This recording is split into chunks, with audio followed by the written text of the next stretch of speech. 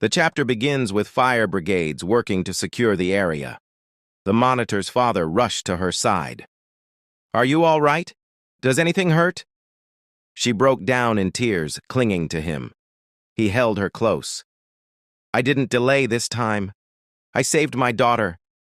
You're safe now." Elsewhere, the prince was lost in thought. Firemen whispered among themselves. "Look at his face, it's red. Could it be burns?" Another replied, "No, he insists he's fine. Maybe it's just his skin tone." The prince thought, "Why didn't I deny it earlier?" Instead, I felt a strange connection. Did Shing feel the same? Or was he just trying to escape? He looked around. "Where is Shing? He was right behind me. How did he vanish?" Suddenly, a soldier reported, "Your Highness, the boy who came with us has been taken by the kidnappers." The prince turned, and through the helicopter window he saw Shing staring back at him. His heart sank. "Is he leaving us? Is he abandoning me?" He ran after the helicopter but stopped, realizing something deeper. "Now I know what I truly feel for him." The scene shifted to a private hospital. Yan Zihui teased the monitor. "See? I won the bet. When will you give me my reward?" Her father asked curiously, "What bet?" The monitor blushed, embarrassed. Yan Zihui laughed. "Don't worry. I'll tell you when the time is right." He thought to himself, "Her happiness is enough reward for me." Later, the prince entered and asked the monitor's father for a private conversation. They sat together on a bench. The father spoke gently. "I know you're worried about Shing. You fear he may turn from friend to enemy. Yes, he carries hatred for us, but he also loves his son deeply. Don't worry, Shing will be safe." The prince thanked him. But the father continued. 15 years ago, Shing's family was burned.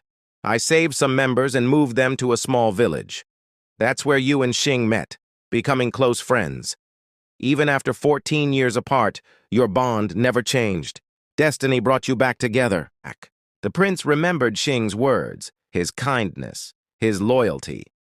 The father added, "I believe there's something between you two, something stronger than time or distance. That's why you met again after so long." He placed a hand on the prince's shoulder. "Solve the misunderstandings of your parents' generation. End the cycle of hatred. I know you can." The prince stood silently, overwhelmed. He thanked him and walked away, tears streaming down his face. Alone in the garden, he whispered, "Little potato, where have you gone? I can't find you." Meanwhile, Shing stood on a terrace, troubled. "What is the prince doing now? I left without a word. He must be worried." His father approached.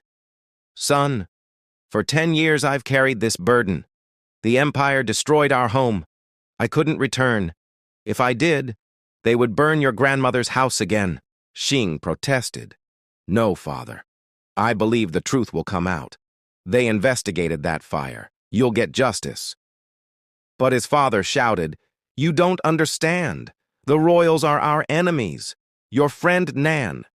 His father was my friend once, but he betrayed me. Don't trust them." Singh replied firmly, "Nan was only 4 years old then. He had nothing to do with it. I know him. He's good. He always stands for truth." His father broke down, remembering his brother's screams as they died.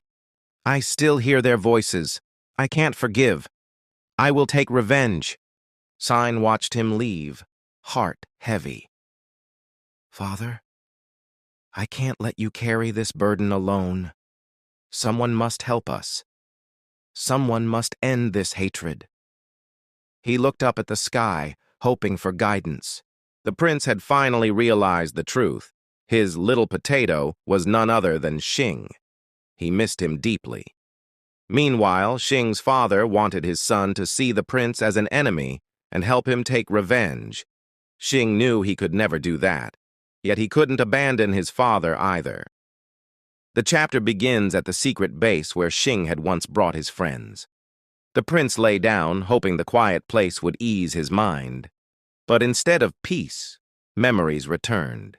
He remembered Shing's words. "I still have 40 minutes left. For you."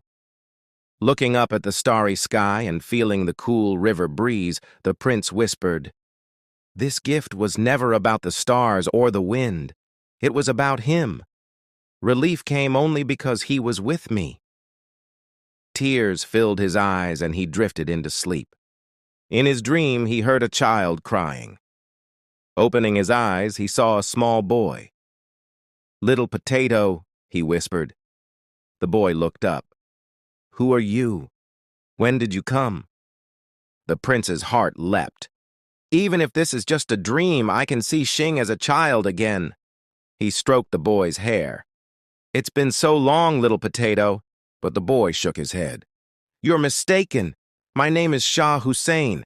That's what everyone calls me." The prince thought, "We called him Little Potato because he was round and dark as a child. That nickname always stayed with me." The boy explained, "I'm crying because my best friend left me without saying goodbye. Grandpa gave me a new name, but when I went to tell him, his family was already gone." The prince remembered. "That night I was taken away while I slept. By morning I was already gone, that's why I couldn't tell him." They shared their pain. "My best friend left too," the prince admitted. "His father didn't like me, so he went away." Shing wiped his tears. "I know my friend had a reason. Yours must have too. Maybe he left to convince his father that you weren't bad."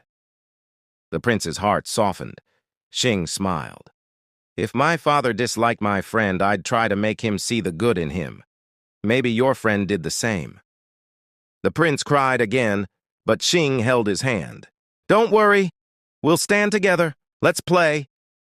He tied a rope to a tree and swung like Tarzan, laughing as he fell into the water. The prince hesitated, then joined him. They splashed each other, laughing like children. Afterward, they lay on the ground, exhausted but smiling. Shing said, "Remember my new name. If you ever lose your way, it will help you find me." The prince whispered, "Little potato, I've already found you." Shing kissed him on the cheek. "Your friend is still waiting for you. Don't make him wait too long. Trust me." The prince woke suddenly. His secretary was calling, "Your Highness, wake up. The wind is strong. You'll catch a chill." She added, "We need you to investigate what Lee 40 and his 14 brothers did 15 years ago. Bring us the truth." The prince nodded. "I must uncover the truth and prove to Shing's father that I am not their enemy. Only then will this cycle of hatred end."